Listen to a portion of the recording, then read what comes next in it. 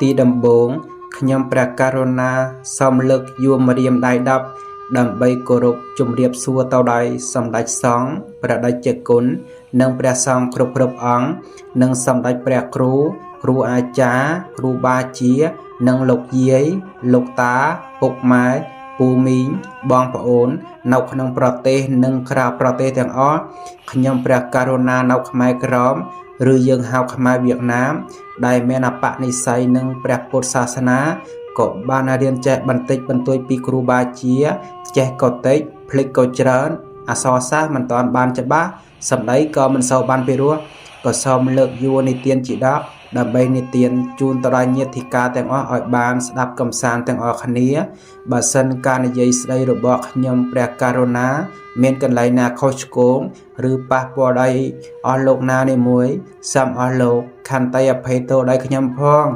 កុំឲ្យបាត់ពេលវេលាយូរសូមយាយតាពុកម៉ែពូមីងបងប្អូនទាំងអស់ជួយស្ដាប់រឿងនិទានទាំងអស់គ្នា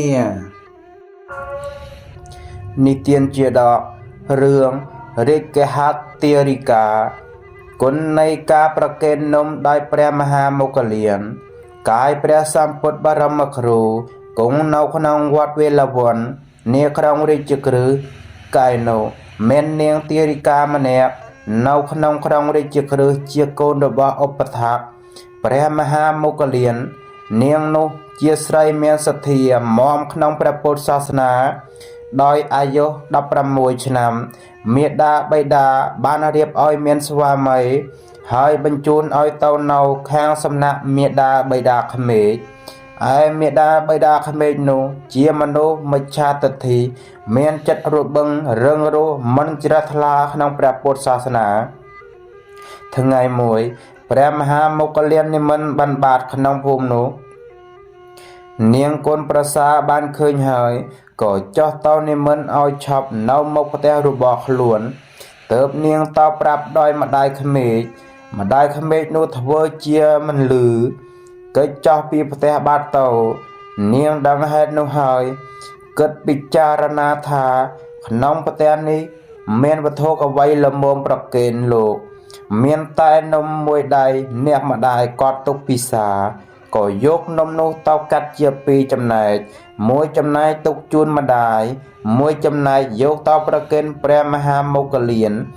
ព្រះមហាមុគលានធ្វើបតានមោទនាហើយក៏និមន្តបាត់ទៅម្ដាយក្មេកបានឃើញព្រះមហាមុគលាននិមន្តចេញទៅផាត់ហើយក៏ឡើងទៅលើផ្ទះ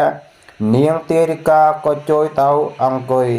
បត់ជើងលើកដៃប្រណម្យជូនប័ណ្ណដែលបានប្រគេននំនោះដោយម្ដាយក្មេកខឹងខ្លាំងណាស់ក៏ក្រឡេកមើលទៅគៀនជញ្ជាំងឃើញអង្រៃមួយក៏ចាប់អង្រៃនោះសំពងកូនប្រសាត្រូវត្រង់ចង្គួយស្មាស្លាប់ក្នុងវេលានោះទៅកូនប្រសានោះបានទៅកើតក្នុងឋានតាវតឹងថ្ងៃមួយព្រះមហាមុគលាននិមន្តទៅឋានតាវតឹងបានឃើញនាងទេពធីតាស្ថិតនៅក្នុងវិមានមាសមានស្រីទេពអប្សរកំពុងចូលរួមបម្រើលោកក៏និមន្តទៅក្បែរវិមាននោះនាងទេពធីតាបានឃើញហើយមានសេចក្តីត្រេកអរណាស់នឹកថាព្រះធេរៈនេះហើយដែលបានសង្គ្រោះដោយអញក្នុងជាតិមុនក៏នាំបរិវារចុះទៅថ្វាយបង្គំព្រះមហាមុគលានមានធេរៈដីកាសួរប្រវត្តិរបស់នាងបានរៀបរាប់ប្រគេនដោយសពគ្រប់លោកក៏ត្រឡប់មកឋានមនុស្សវិញនាំដំណឹងនោះទៅក្រាបទូលដោយព្រះមានព្រះភាពទ្រង់ប្រារព្ធរឿងនោះឲ្យជាហេតុហើយក៏សម្ដែងនៅអានិសង្សរបស់ទានជាភយយភាពក្នុងពេលនោះសូមអរគុណទៅដល់យាយតាពុកម៉ែពូមីងបងប្អូននិងញាតិកាទាំងអស់ដែលបានចំណាយវេលាដែលមានតម្លៃស្ដាប់រឿងនិទានរបស់ខ្ញុំ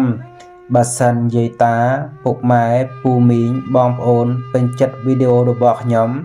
សូមជួយ like share និងចុចដណ្ដឹង